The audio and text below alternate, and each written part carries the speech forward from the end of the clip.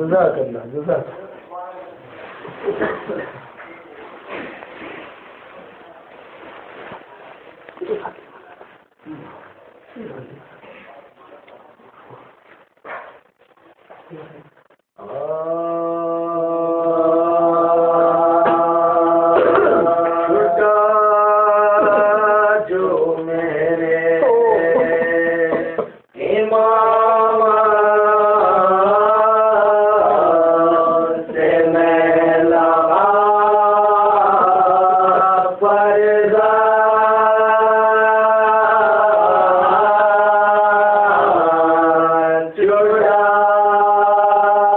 جو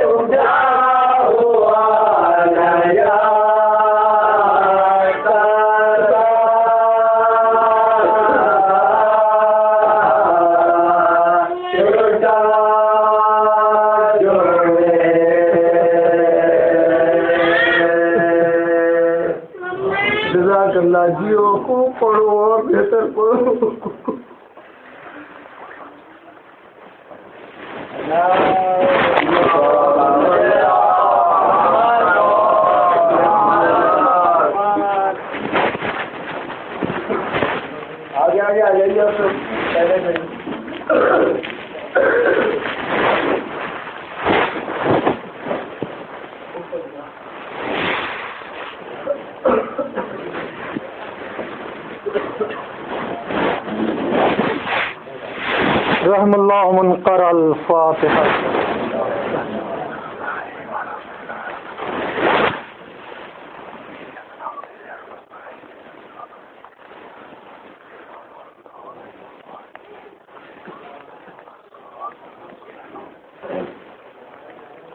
لا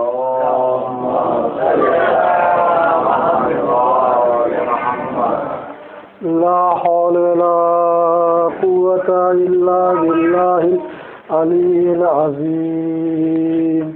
أعوذ بالله من الشيطان الرجيم. بسم الله الرحمن الرحيم. الحمد لله والصلاة والسلام على رسول الله وآله وآل الله لا سيما بقية الله ولعنة الله على أعدائهم وأعداء الله إلى لقاء الله. أما بعد فقد قال رسول الله إن للحسين حرارة في قلوب المؤمنين لا يبردها شيء. صلوات محمد.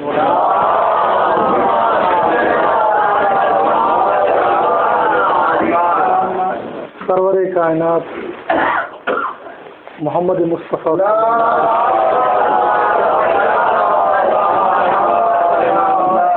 جن کی ذات پر خداوند عالم نے اپنی وحی کے ذریعے یہ شرط لگا دی ہے کہ میرا نبی جو ہے وہ گویا ہی نہیں ہوتا مگر اس پر وحی الہی نازل نہ ہو.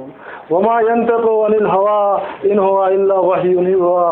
یہ میرا نبی گویا ہی نہیں ہوتا مگر اس کے اوپر وحی الہی نازل ہو. اور کبھی کہا وما محمد الا رسول. یہ محمد کچھ بھی نہیں ہے سوائے رسول کے.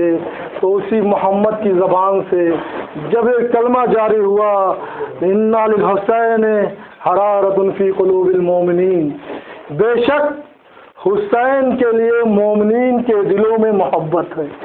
لا یبردها شیء، کوئی بھی چیز اسے خاموش نہیں کر سکتی. عزیزو اس میں دو چیزیں، ایک حرارت محبت، ایک مومنین. مومنین کسے کہتے ہیں؟ مومنین کی تعریف کیا ہے؟ مومنین کن لوگوں کو کہا جاتا ہے؟ تو عزیزو جب مولا متقیان نے جب اس کی تعریف کرنی شروع کی، کسی شخص نے جنگ صفین سے پہلے مولا جنگ پہ جانا چاہتے تھے، ابھی ایک پیر رکاب میں تھا اور دوسرے پیر رکاب میں ڈالنا چاہتے تھے.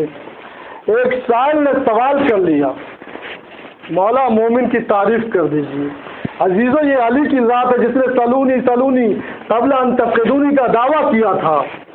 اس نے جیسے ہی اس نے سوال کیا، سوال کرنے والے نے سوال کیا، ابھی ایک پیر رکاب میں تھا، دوسرا پیر دوسرے رکاب میں پہنچنے سے پہلے مولا نے مومن کی تعریف کر دی. کیا کہا؟ دیکھو مومن اسے کہتے ہیں جو اقرار کرے دل سے، اعضاء سے، اور اقرار کرے دل سے، زبان سے اظہار کرے اور اعضاء سے اس کا اظہار کرے، ہاتھوں پیر سے اس کو انجام دے، اسے مومن کہتے ہیں. صلوات محمد والا.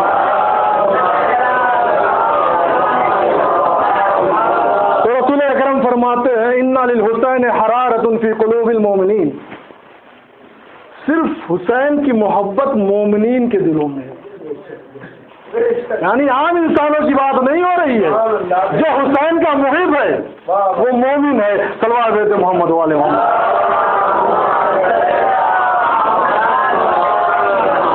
انا للحسین حرارۃ فی قلوب المؤمنین.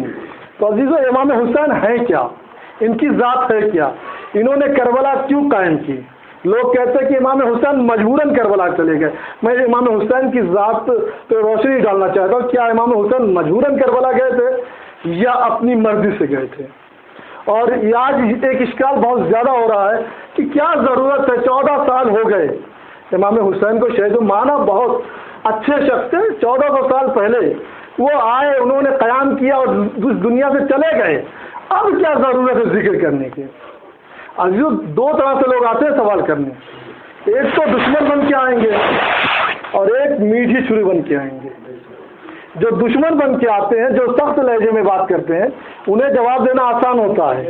لیکن جو دوست بن کے آتے ہیں، میٹھی چھری بن کے آتے ہیں، آپ کے نزدیک بیٹھ کر اس طرح سے بات کرتے ہیں کہ ہمارے جوان ایک بار سوچنے میں مجبور ہو جاتے ہیں کہ کیا ضرورت ہے. 1400 سال پہلے صحیح امام حسین نے قیام کیا، اسلام کو بچایا، دین بچایا. ان کے بہت تذکرے تذکرہ ہو گیا، اب کیا ضرورت ہے؟ یہ سوال اٹھتا ہے اور جوانوں کے ذہن میں آ جاتا ہے کہ اب کیا ضرورت ہو گیا ذکر. تو عزیزوں انہیں جواب دینے کا بہت ضروری ہو چکا ہے. پہلا جواب خراج عقیدت.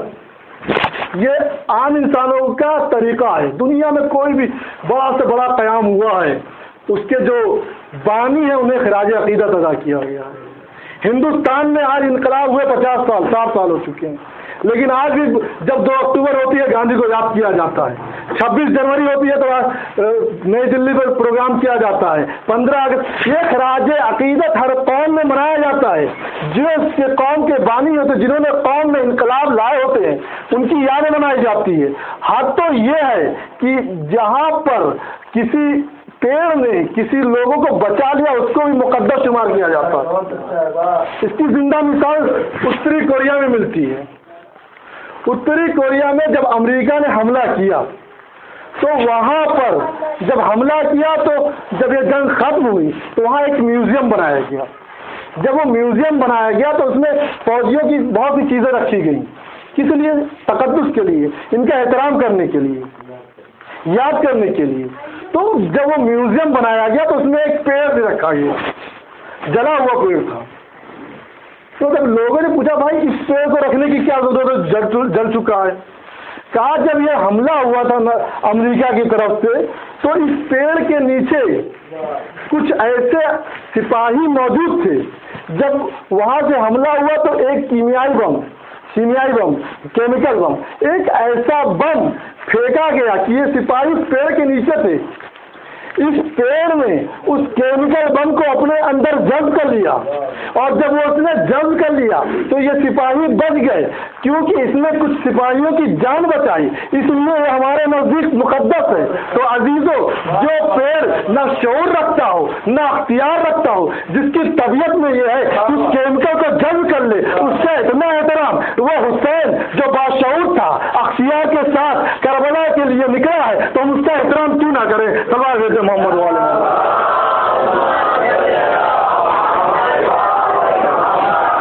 امام حسین اپنی پوری مرضی سے کربلا نکلے ہیں. انہوں نے کسی کے کوئی مجبوری نہیں تھی، کیونکہ لوگ دشمنوں نے بھی آگے اشکال کیا کہ مولانا مروان جیسا آدمی مدینے میں امام حسین علیہ السلام سے کہتا کیا ضرورت ہے نکلنے کے لیے، یہیں رہیے، آپ کی دنیا بھی آرام سے گزرے گی، آخرت بھی آرام سے بن جائے گی. تو مولا نے کیا کہا کہ میں نکل رہا ہوں کیونکہ مجھ جیسا شخص یزید جیسے شخص کی بیعت نہیں کر سکتا. عزیزو، امام نے کہا میں یزید کی بیعت نہیں کر سکتا ہوں.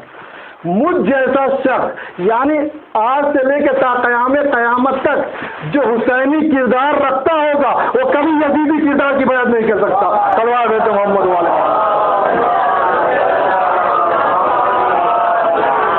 تو پہلا جواب یہ ہوا کہ خراج عقیدت پوری دنیا میں منائی جاتی ہے. ہر انسان اپنے محسن کو یاد کرتا ہے، چاہے وہ ایک پیڑ کی صورت میں ہو چاہے انسان کی صورت میں. دوسرا، یہ قرآن کی صفت ہے، قرآن نے یاد کیا ہے. پورا قرآن دیکھیے کس کا تذکرہ ہے. اسی قرآن مجید میں ہے کہ یاد کرو ابراہیم کو. کون ابراہیم؟ عزیزو، ابراہیم وہ ہے جنہیں امامت ملی تو انہوں نے دعا کر لی کہ بار الہ میری ذریت سے. ابراہیم کو ایسے امامت نہیں ملی، ان کا پورا تذکرہ قرآن مجید میں ہے. قرآن مجید نے انہیں توحید کا ہیرو کہا ہے. امامت ایسے نہیں مل گئی. امامت ایک منصب ہے. نبوت امامت میں ایک فرق جانیے. نبوت ایک ایسا منصب ہے جس میں کوئی امتحان نہیں ہوتا، خدا کی طرف سے مل جاتا ہے. لیکن امامت ایک ایسا منصب ہے جس کے لیے خدا نے ایک نہیں 3 امتحان لیے. جب 3 امتحان میں ابراہیم کامیاب ہو گئے تب امامت ملی ہے. سوال ہے جو محمد والے.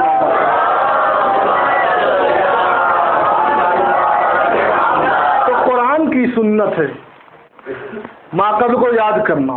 کون ابراہیم؟ وہ ابراہیم جن کا 3 امتحان ہوا.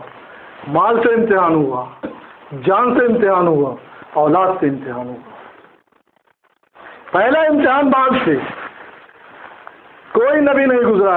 پیغمبر اسلام کی حدیث ہے صلی اللہ علیہ وسلم،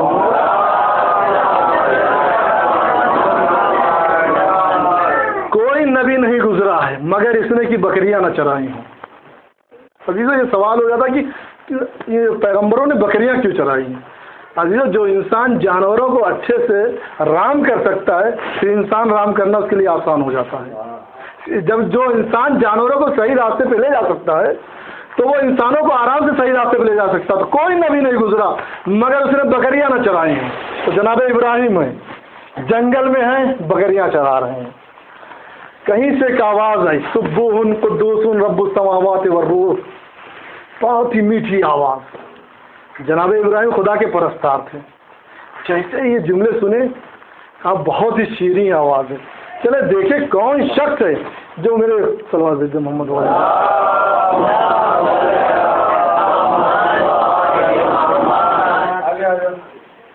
ایک بات دیکھو،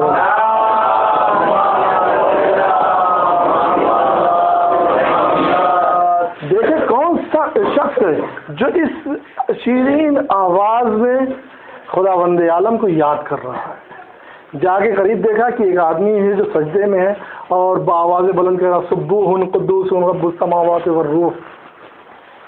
پھر اس کے بعد وہ شخص اٹھا اور جانا چاہتا ہے۔ جناب ابراہیم نے ہاتھ پکڑ لیا، کہا بھائی تیری آواز بڑی شیریں تھی، تیری آواز بڑی میٹھی تھی، تو ایک بار دوبارہ اس تسبیح کو دوبارہ پڑھ دے، میری جو آدھی بکریاں میں تجھے دے دوں گا۔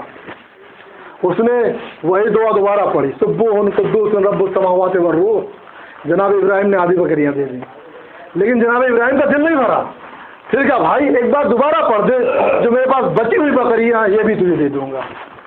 پھر اس شخص نے پڑھا سبوح قدوس رب السماوات والروح۔ جناب ابراہیم کا پھر دل نہیں بھرا۔ پھر کہا بھائی ابھی بکریاں تو نے لے لی ہے، لیکن ان کا چرواہا بھی تو لازم ہے، اس کا چرواہا بھی تو تجھے چاہیے۔ کہا ہاں، ایک بار پھر پڑھ دے، اگر تو اس بار پڑھ دے گا میں تیرا غلام بن جاؤں گا، ان بکریوں کو چراؤں گا۔ اس نے کہا سبوح قدوس رب السماوات والروح۔ جناب ابراہیم نے کہا آج سے میں تیرا غلام۔ تو وہ شخص کہتا ہے ابراہیم نہ مجھے تمہاری بکریاں چاہیے نہ مجھے تمہاری ضرورت ہے، میں خدا کی طرف سے بھیجا ہوا فرشتہ تھا جو تمہارے مال کا امتحان لے رہا تھا۔ اے ابراہیم تو اپنے مال کے امتحان میں کامیاب ہوئے، صلوات ہے محمد والے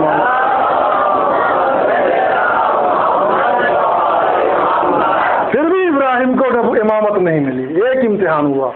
امامت وہ منصب ہے جس کے لیے تین امتحان دینا پڑا، اور دوسرا امتحان جان کا امتحان۔ عزیزو مال تو دینا آسان ہے لیکن جان دینا بہت مشکل ہے۔ انسان جان بچانے کے لیے پیسہ قربان کر دیتا ہے۔ اب آج دوسرا امتحان دیکھتے ہیں۔ اب جناب ابراہیم اپنی قوم میں خدا کی طرف لوگوں کو بلا رہے ہیں۔ کبھی کہتے تم اس چاند کو اپنا خدا مانتے ہو، رات ہوئی چاند نکلا، کہ اس چاند کو خدا مانتے ہو، صبح جب ہوئی تو چاند ڈوب گیا، کہ یہ کیسا خدا جو رات میں دکھتا صبح میں نہیں دکھتا۔ لوگوں نے کہا تم اس سورج کو خدا مانتے ہو، لوگوں نے کہا ہاں یہ سورج ہمارا خدا ہے۔ جب شام ہوئی سورج ڈوب گیا، کہ یہ کیسا خدا ہے جو شام ہوتے ہی ڈوب جاتا ہے۔ اس خدا کی عبادت کرو جو ہر وقت تمہارے پاس موجود ہے، تمہارے نزدیک موجود ہے۔ لیکن عزیزو قوم ایسی تھی کہ نہ ماننا تو نہ مانی۔ کچھ وقت بیتا، ایک زمانہ آیا عید کا، ایک موسم ہوتا تھا، وہ ایک جشن مناتے تھے عید کے نام سے، اور وہ شہر سے باہر جاتے تھے وہ جشن منانے کے لیے۔ دیکھیے گا جان کا امتحان کتنا سخت ہوتا ہے۔ وہ عید منانے کے لیے جب باہر شہر سے جانے لگے تو پوری قوم نکلی، تو لوگ آئے، کہا ابراہیم تم بھی چلو۔ ابراہیم تو خدا کے ماننے والے تھے، ان خرافات میں نہیں پڑھنے والے تھے، کہا دیکھو مجھے نہیں جانا۔ تو جب پوری قوم نے دیکھا کہ جناب ابراہیم نہیں مان رہے تو چھوڑ کے شہر میں چلے گئے۔ جب چلے گئے صبح سے لے کر شام تک وہاں رہے۔ اب جب واپس آئے تو شہر میں تو سب سے پہلے اپنی عبادت گاہ میں گئے تو کیا دیکھا، سارے بت ٹوٹے ہوئے ہیں، صرف ایک بت بچا ہے، جو سب سے بڑا والا بت تھا وہ بچا ہے، اور سارے بت ٹوٹے ہوئے ہیں۔ تو لوگوں نے پوچھا یہ کس نے کیا؟ تو سب نے ایک ہی آواز کہا کہ تو پورا شہر تو خالی تھا، کوئی شہر میں تھا نہیں ایک سوائے ابراہیم کے، یہ کام ابراہیم کا ہے۔ تو لوگ آئے ابراہیم کے پاس، کیا ابراہیم تم نے ہمارے بتوں کو توڑا ہے؟ جناب ابراہیم نے کہا میں نے کہاں توڑا ہے، کیا ثبوت ہے؟ کہا نہیں ثبوت، تم شہر میں اکیلے تھے۔ کہا یہ بتاؤ جس چیز سے بت توڑے گئے تھے وہ اسلحہ، وہ کلاڑی کہاں ہے؟ کہا بڑے والے بت کی گردن میں۔ کہا بھائی جس کے پاس اسلحہ ہوتا ہے، جس کے پاس اوزار ہوتا ہے، جس کے پاس کلاڑی ہے، اسی نے توڑا ہوگا، میں نے کہاں توڑا ہے؟ کہا وہ ہل بھی نہیں سکتا، دوسرے بتوں کو کیا توڑے گا؟ تو جناب ابراہیم نے کہا تم ایسے خدا کو کیوں مانتے ہو جو خود ہل بھی نہ سکے، اپنی حفاظت بھی نہ کر سکے؟ اس خدا کو مانو جو قادر مطلق ہے۔ صلوات بھیجے محمد والا۔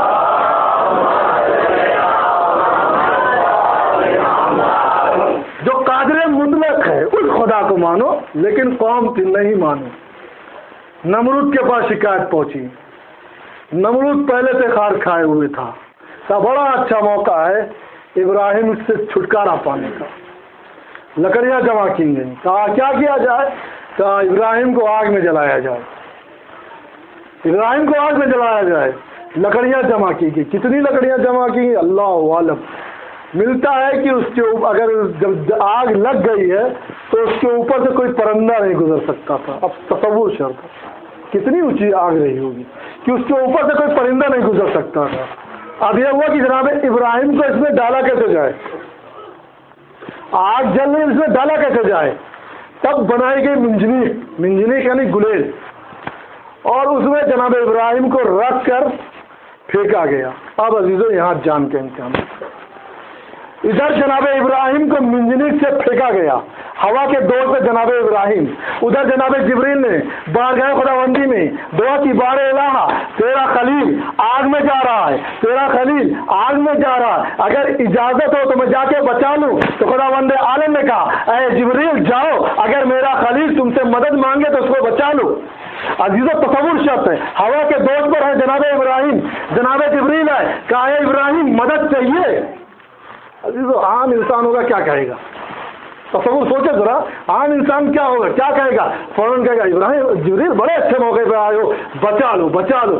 لیکن عزیزو یہ ابراہیم تھے جنہیں قہرمان توحید کہا جاتا تھا، توحید کا ہیرو کہا جاتا تھا۔ کیا کہا اے جبریل مدد تو چاہیے لیکن تجھ سے نہیں خداوند عالم سے۔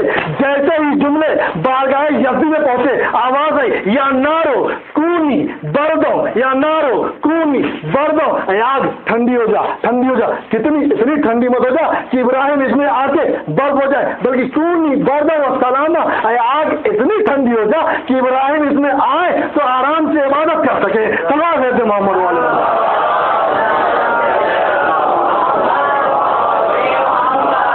یہ ہوا جان کا امتحان۔ اب تیسرا امتحان اولاد کا۔ جناب ابراہیم نے خواب دیکھا، کیا خواب دیکھا؟ کہ میں اپنے بیٹے کو ذبح کر رہا ہوں۔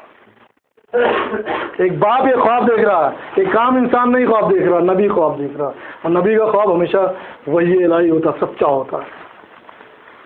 اور اس کی دلیل جناب اسماعیل کا جملہ ہے، اس کی دلیل جناب اسماعیل کا جملہ ہے۔ جناب ابراہیم نے خواب دیکھا کہ میں اپنے بیٹے کو ذبح کر رہا ہوں۔ آگے کہا بیٹا میں نے خواب دیکھا ہے کہ میں تمہیں ذبح کر رہا ہوں۔ تو جناب اسماعیل نے یہی کہا تھا بابا جس چیز کا آپ کو حکم ملا اس کو انجام دیں، جس چیز کا تو آپ کو حکم ملا اس کو انجام دیں۔ عزیزو جناب ابراہیم جناب اسماعیل کو لے کر، جناب ابراہیم جناب اسماعیل کو لے کر مینا کے میدان میں آئے۔ پورا واقعہ نہیں پڑھنا ہے، یہ قرآن کی سنت ابھی ثابت کروں گا۔ جناب ابراہیم جناب اسماعیل کو لے کر مینا کے میدان میں آئے، ہاتھ باندھ دیا، پیر باندھ دیا، اپنی آنکھوں پہ پٹی رکھ کر خنجر رکھ دیا، لیکن چلایا نہیں، چلایا بھی لیکن خدا کے حکم سے جناب اسماعیل بچ گئے۔ یہ تو قرآن کا پورا تذکرہ تھا۔ لیکن عزیزو جو کہتے ہیں حسین کا غم کیوں مناتے ہو، تو ہم پلٹ کے یہی پوچھیں گے۔ جناب ابراہیم جناب اسماعیل کو مینا کے میدان میں لے گئے، ہزاروں سال پہلے، معلوم نہیں آج تک آپ مینا کے میدان میں ایک دمبا لے جا کر قربانی کرتے ہو، کیوں؟ جناب ابراہیم اور اسماعیل کو یاد کرتے ہو، جو 1000 سال پہلے جو واقعہ ہوا اسے آج تک آپ یاد کرتے ہو۔ اگر ہم غم حسین مناتے ہیں تمہیں اشکال کیوں ہے؟ سلوات ہے محمد والے محمد۔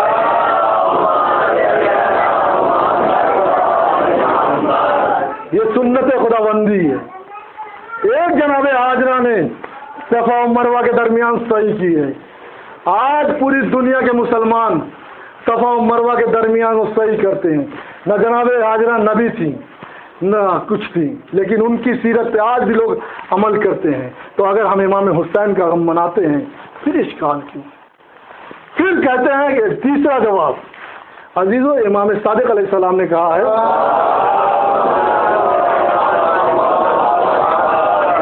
رحم اللہ من احیا امرنا، خدا اس کے اوپر رحم نازل کرے جو ہمارے امر کو زندہ کرے. رحم اللہ من احیا امرنا، خدا وند عالم اس کے اوپر رحم نازل کرے جو ہمارے امر کو زندہ کرے. تو کسی نے پوچھا کہ مولا آپ کا امر سے مراد کیا ہے؟ تو مولا نے کہا کہ ہمارا تذکرہ کرو، ہمارا تذکرہ کرو، یہی ہمارا امر ہے. جب ہماری ذات کے بارے میں لوگوں کو بتاؤ گے تب دنیا کو پتہ چلے گا صلوات محمد علیہ محمد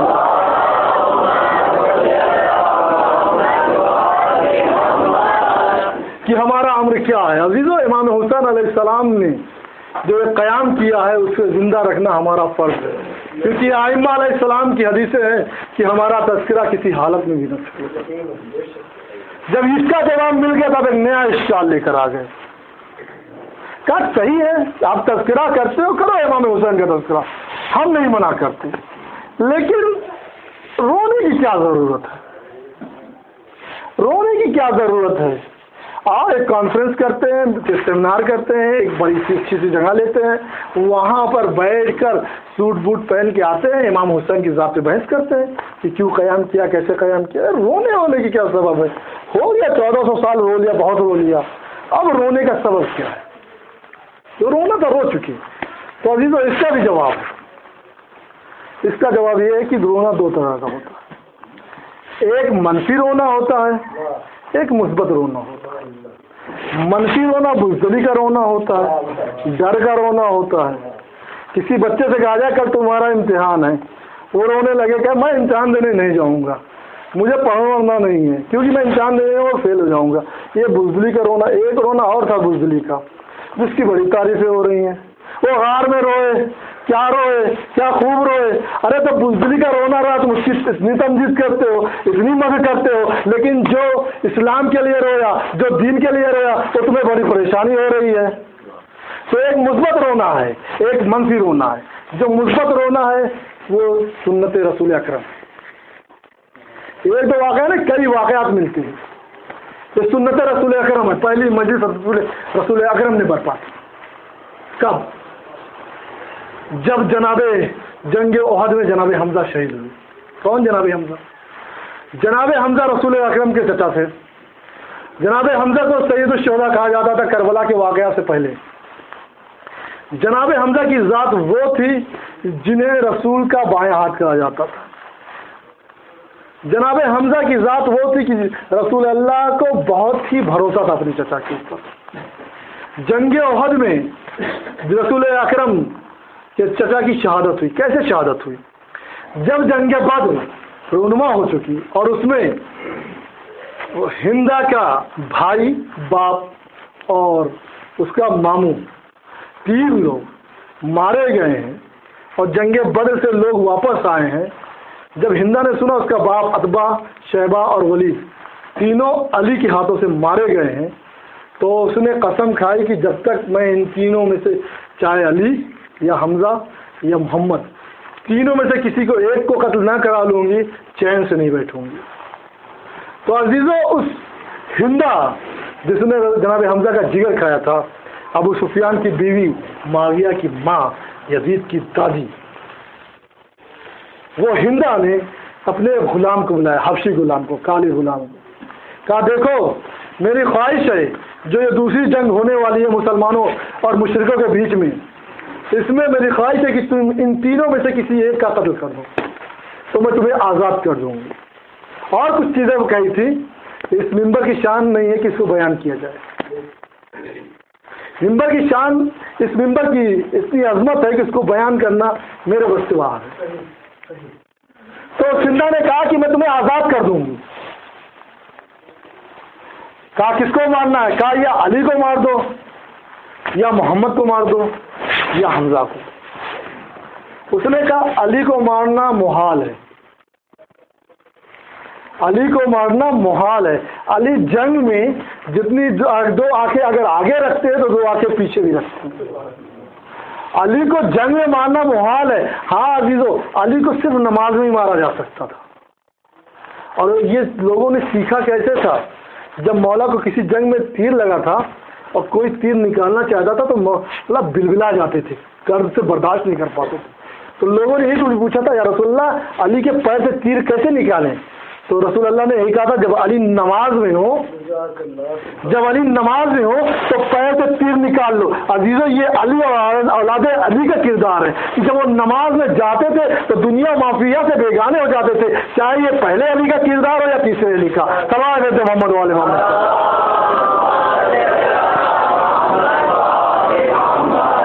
تو ہندا سے کہا کہ علی کو میں نہیں مار سکتا. کہا جس طرح 2 آنکھیں ان کے آگے ہیں، جنگ میں 2 آنکھیں پیچھے ہیں. کہا محمد کو مارنا تو اور محال ہے. علی جیسا پروانہ محمد کے چاروں طرف پھر رہا ہو، تو کس کی مائی کی لال کی ہمت ہے جو محمد مصطفیٰ پہ حملہ کرتا. اور خود مولا کہتے ہیں کہ جنگ میں رسول اکرم کا وہ عالم ہوتا تھا، جب جنگ اپنی شدت پہ پہنچتی تھی تو ہم رسول کے پیچھے ہو جاتے تھے. رسول ہم سے آگے جنگ کرنا شروع کر دیتے تھے، ہم رسول سے پیچھے ہو جاتے تھے. تو کس مائی کی لال میں ہمت تھی کہ رسول کی ذات پہ حملہ کرتے. کہا لیکن ہاں، حمزہ کی ذات وہ ہے جب وہ جذبات میں آ جاتے ہیں، جب وہ جوش میں آ جاتے ہیں، تب انہیں اپنے اگل بغل اور پیچھے کا ہوش نہیں رہتا. کہ میں حمزہ کو مار سکتا ہوں. جنگ احد کا میدان سجا. رسول اکرم نے 70 سپاہیوں کو ٹیلے پہ کھڑا کر دیا. کہا دیکھو کسی حالت میں یہاں سے میں نہیں ہلنا مگر یہ کہ میرا حکم نہ آ جائے. عزیزو، اگر یہاں معرفت رسول ہوتی تو لوگ کبھی نہ بھاگتے. تو رسول اکرم نے کہا کہ چاہے جو ہو جائے اس ٹیلے سے مت ہلنا. ادھر جنگ شروع ہوئی اور اسلامی فوج نے وہ حملہ کیا ہے کہ دم بھر میں کفار کے پیر اکھڑ گئے اور مشرکین بھاگنا شروع ہوئے. اب جب مشرکین بھاگنا شروع ہوئے تو لوگوں نے دیکھا جو پہاڑی پہ کھڑے ہوئے تھے، جنہیں رسول اکرم نے تاکید کیا تھا کہ چاہے جو ہو جائے اپنی جگہ سے نہیں ہلنا، تو انہوں نے دیکھا کہ اب تو مال غنیمت لوٹنے کا وقت آیا ہے. تو لوگ بھاگنے لگے. لشکر کے جو حاکم تھا، جس کو سپاہی سالار بنایا تھا، اس نے کہا کہاں جا رہے ہو؟ رسول نے منع کیا ہے. تو لوگ کہتے ہیں ارے رسول نے منع کیا لیکن اب تو فوج بھاگ گئی ہے، اگر ہم نہ گئے تو مال غنیمت بچے گا نہیں.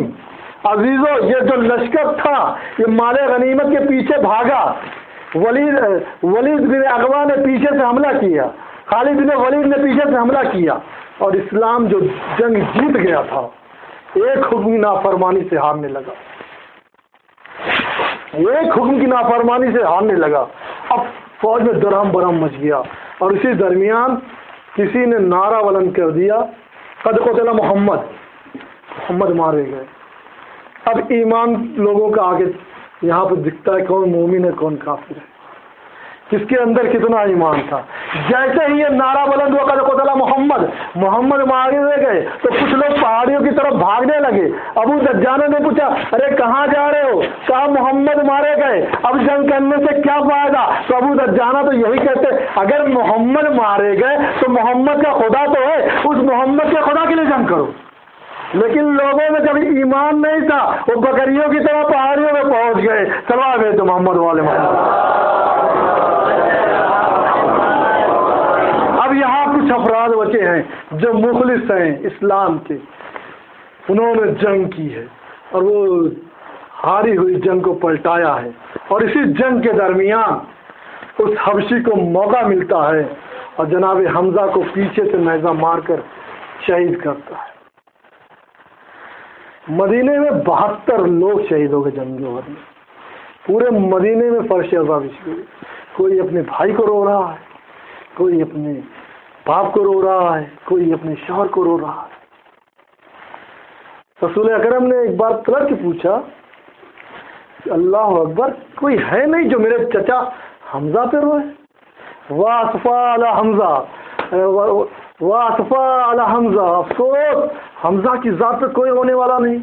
جیسے یہ بات مدینے میں پہنچی ہے لوگوں نے اپنے شہداء کی یاد کو چھوڑ دیا ہے اور آئے ہیں بزم رسول اکرم میں، اور وہاں بیٹھ کر رسول اکرم کے ساتھ مل کر جناب حمزہ پر گریہ کیا ہے۔ رسول اکرم نے پہلی مجلس جو برپا کی ہے جناب حمزہ کی شہادت کی برپا کی ہے۔ تو جب یہ سیرت رسول اکرم ہے کہ اپنے چچا کو یاد کیا ہے مجلس برپا کر کے، تو اگر ہم آج اسی سیرت رسول خدا کو انجام دیتے ہیں تو تمہیں اشکال کیوں؟ یہ ایک مورد ہے۔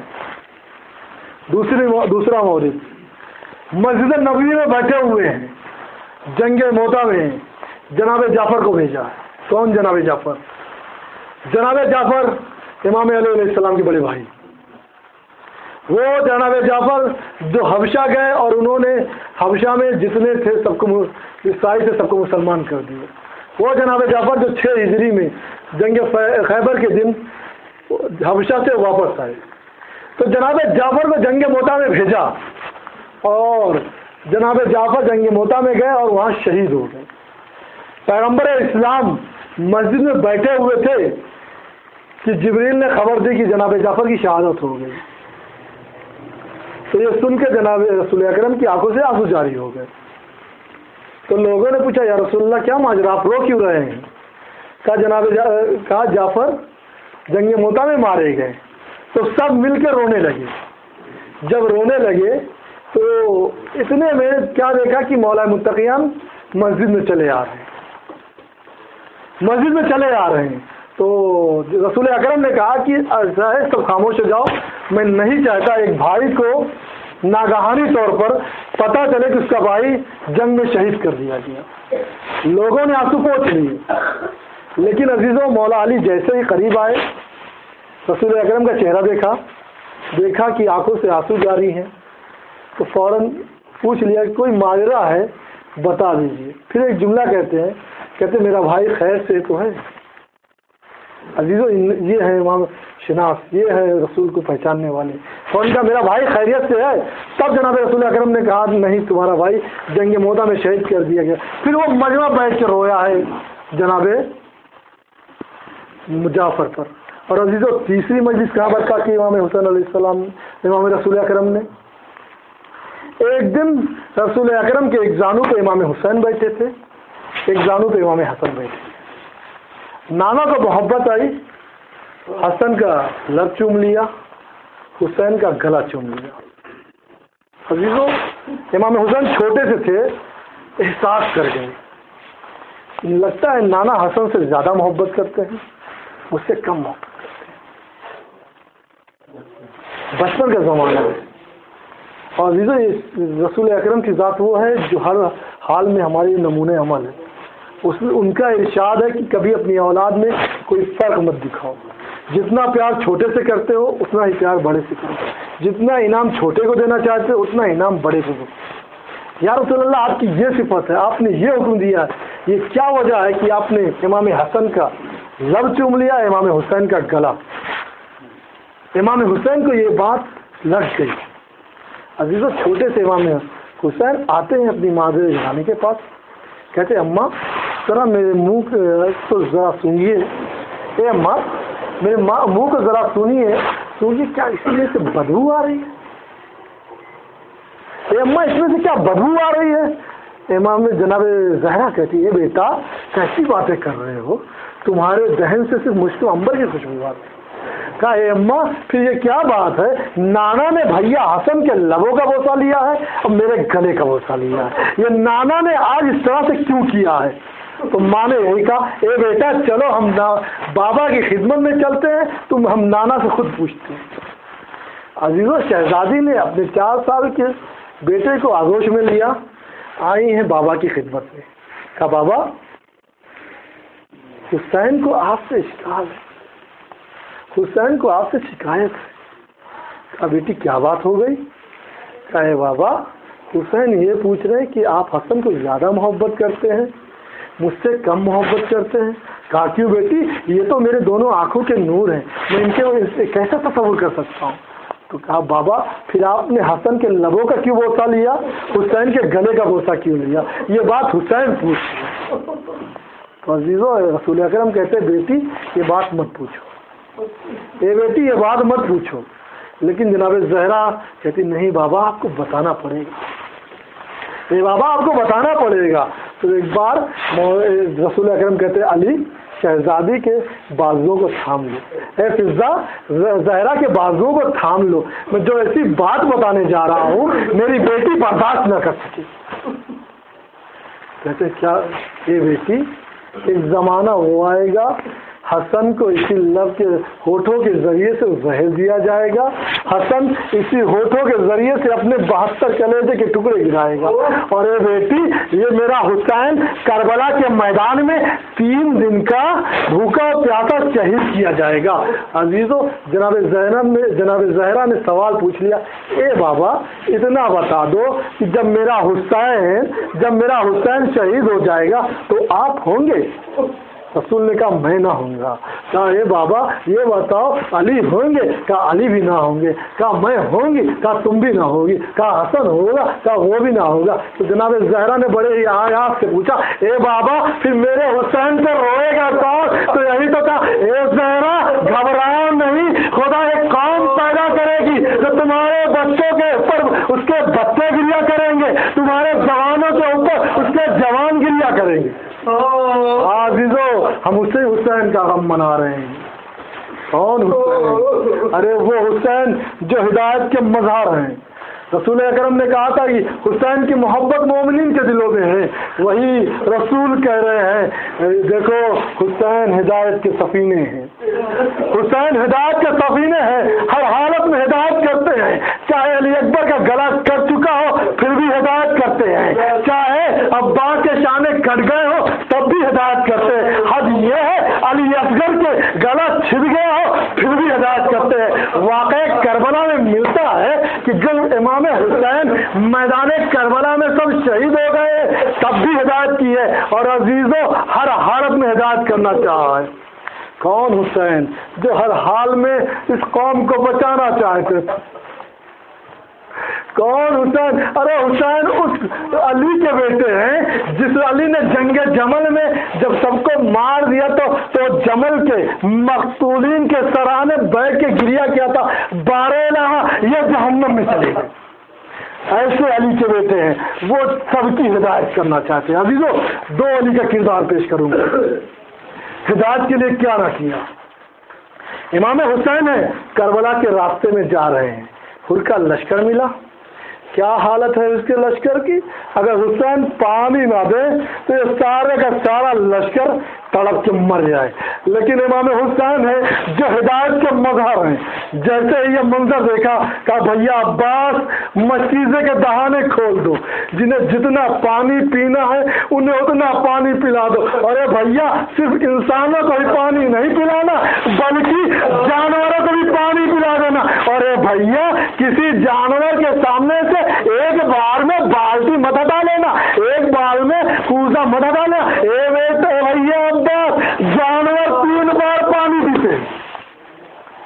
ہاں عزیزو اسی لشکر میں ایک سپاہی کا بیان ہے کہ میں حر کے لشکر میں سب سے پیچھے تھا، میری حالت یہ تھی کہ مجھے کچھ دکھائی نہیں پڑ رہا تھا، میری آنکھوں کے سامنے اندھیرا تھا، میں نے کیا دیکھا مجھے کچھ سمجھ میں نہیں آ رہا تھا، مجھے احساس ہوا کہ کسی نے مجھے گھوڑے سے اتارا ہے، اپنے زانوں پہ میرا سر رکھا ہے اور مجھے پانی پلایا ہے۔ جب مجھے تھوڑا سا ہوش آیا تو کیا دیکھا کہ حسین ہے جو اپنے ہاتھوں سے مجھے پانی پلا رہے۔ عزیزو یہی لشکر کربلا میں عصر عاشور تھا، امام حسین کے آغوش میں 6 مہینے کا اثر ہے۔ حسین کہہ رہے علم ترى کیف ھذا تلظى، کیا تمہیں دکھ نہیں رہا ہے میرا اصغر کس طرح سے تڑپ رہا ہے؟ تلظى کہتے کسے؟ عزیزو 1000 کا لشکر اسی فوج میں تھا نا، اسی فوج میں تھا۔ کہا علم ترى کیف ھذا تلظى، میرا بچہ کس طرح سے تلظى کر رہا ہے۔ تلظى کسے کہتے ہیں؟ مچھلی کی کئی حالتیں ہوتی ہیں جب اسے پانی سے نکالا جائے، جب مچھلی کو پانی سے نکالا جاتا ہے تو اس کی کئی حالتیں ہوتی ہیں۔ جب پہلے پانی سے نکالتے ہیں تو مچھلی تڑپتی ہے، اچھلتی ہے، تڑپتی ہے، اچھلتی ہے۔ پھر دوسری حالت یہ ہوتی ہے اب مچھلی کبھی اس طرف ہوتی ہے، کبھی دائیں ہوتی ہے، کبھی بائیں ہوتی ہے. اور تیسری حالت یہ ہوتی ہے اب مچھلی نہ دائیں ہوتی ہے نہ بائیں ہوتی ہے، نہ دائیں ہوتی ہے نہ بائیں ہوتی ہے. اب ایک حالت ہے کبھی منہ کھولتی ہے کبھی منہ بند کرتی ہے، کبھی منہ کھولتی ہے کبھی منہ بند کرتی. عزیزوں اصغر کی یہی حالت ہو گئی تھی. کبھی اصغر منہ کھولتے تھے کبھی بند کرتے تھے، کبھی منہ کھولتے تھے کبھی بند کرتے تھے. اس حالت کا تلاشا کرتے. لیکن عزیزوں ظالموں کا رحم نہ آیا، 3 بھائی کا تیر چلا، اصغر شہید ہو گئے. یہ قافلہ اور آگے چلا، اصغر شہید ہو گئے، حسین شہید ہو گئے، پانی نہ ملا. عزیزوں یہ حسین کے گھر والے کتنے پیاسے ہیں کہ ایک مورد وہ آتا ہے کہ جناب سکینہ جب راہ شام میں دیکھتی ہے کہ شمر پانی پلا رہا ہے، 4 سال کی بچی ہے، آ جاتی ہے اپنی پھوپھی کے پاس. غیرت دیکھیے عزیزوں، آتی ہے پھوپھی اماں، اے پھوپھی اماں اگر اجازت ہو تو میں جا کے سمر سے تھوڑا سا پانی مانگ لوں. عزیزوں زینب کہتی اے بیٹی جاؤ، اگر سمر پانی دے تو لے لو. عزیزوں 4 سال کی چھوٹی بچی آتی ہے سمر کے نزدیک، اے سمر بڑی پیاسی ہوں، تھوڑا سا پانی دے دو. اے سمر بڑی پیاسی ہوں. چھوٹی بچی پیچھے پیچھے چل رہی ہے، شملہ پانی پلاتا ہوا آگے آگے چل رہا ہے. جناب سکینہ تھک کے بیٹھ جاتی ہیں، سوچتی ہیں کہ شملہ جب اپنے سپاہیوں کو پانی پلا لے گا اور جب پانی بچ جائے گا تو تھوڑا سا پانی مجھے بھی دے دے گا. ہاں عزیزو جناب سکینہ بیٹھ جاتی ہیں. وہ ظالم پہلے سپاہیوں کو پانی پلاتا ہے، اب سکینہ نے کیا دیکھا، اب وہ ظالم جانوروں کو پانی پلانا شروع کیا. سکینہ نے پھر نہیں سوچا یہ ظالم ان جانوروں کو پانی پلانے کے بعد اگر پانی بچ جائے گا تو مجھے دے دے گا. ہاں عزیزو جب اس میں تمام جانوروں کو پانی پلا چکتا ہے، اب اس 4 سال کی سکینہ کے پاس ہوتا ہے. یہ سکینہ بہت پیاسی ہو، یہ سکینہ بہت پیاسی ہو، تمہیں پیاس لگی ہے، تمہیں پیاس لگی ہے. جناب سکینہ نے کہا ہاں مجھے پیاس لگی ہے. عزیزو تصور کریں سمر نے مشکیزے کا دہانہ کھولا، سکینہ کی آنکھ بڑھی، اب سمر مجھے پانی دے گا. ہاں عزیزو وہ ظلم کیا سمر نے، اس پانی کو جلتی ہوئی ریتی میں ڈال دیا اور آواز دی اے سکینہ تمہارے لیے پانی نہیں. وہ 4 سال کی بچی اس پانی پہ لیٹنے لگی، اے پھوپھی اماں یہ ظالم مجھے پانی نہیں دے رہے. عزیزوں سکینہ کی پیاس جاننی کیسی تھی. جب یہ قافلہ شام کے زندان میں پہنچ جاتا ہے، ایک دن جناب سکینہ اپنے بھائی امام سجاد کے پاس آتی، کہتی ہے بھیا ذرا پیاس کے مرحلے بتا دو کہ انسان جب پیاسا ہوتا ہے تو کن حالتوں سے گزرتا ہے. 4 سال کی بچی ہے، اپنے بھائی سے پوچھ رہی ہے اے بھیا پیاس کے مرحلے بتا دو. جناب سجاد کہتے اے بہن جب انسان پیاسا ہوتا ہے تو پہلے اس کے ہونٹ سوکھتے ہیں، جب تھوڑا اور پیاسا ہوتا ہے تب اس کی زبان خشک ہوتی ہے. اے بہن جب انسان تھوڑا اور پیاسا ہوتا ہے تو اس کی آنکھوں کے سامنے اندھیرا چھانے لگتا ہے. اور پھر کہتی جناب سکینہ اے بھیا اس کے بعد کا مرحلہ کیا؟ کہا اے بہن مت پوچھو. کہا نہیں بھیا بتا دو. کہا اے بہن اس کے بعد کا مرحلہ یہ ہے کہ جسم کی ہڈیاں چٹکنے لگتی ہے. سکینہ نے کہا اے بھیا تمہاری سکینہ کے کچھ یہی حالت ہے. عزیزو امام سجاد نے یہ جملے سنے، کربلا ہو گئی، امام سجاد مدینے آ گئے. کیا دیکھا ایک آدمی جو چلے آ رہا ہے اس کی حالت یہ ہے، اب گھوڑے سے گرا، کل گھوڑے سے گرا. امام سجاد آگے بڑھے، اس کو گھوڑے سے اتارا، اپنے جانب پر اچھا سر رکھا، ہاتھوں سے پانی پلایا. جب اس شخص میں ہوش آیا تو اس نے آنکھیں کھولی. کہا اے سجاد لگتا ہے تم نے مجھے پہچانا نہیں. تو امام سجاد کہتے اے حسین بن نمیر جب تک مجھے اکبر کا کلیجہ یاد ہے تجھے کیسے بھول سکتا ہوں. لیکن ہمیں رات کے وہ پہ کرے جب دشمنوں کو بھی پانی پلاتے ہیں.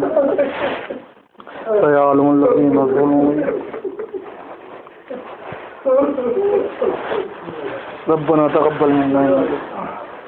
بار الہ چھوٹی سی بات قبول فرما، جو مریض انہیں شفا دے. بار الہ امام زمانہ کے ظہور میں تعدیل فرما. اور آج شب جمعہ ہے، مخصوصاً ہماری دعاؤں قبول فرما لے، زمانہ کے ظہور میں تعدیل فرما، کیونکہ دنیا ظلم و جور سے بھرتی چلی جا رہی ہے۔ ربنا تقبل منا۔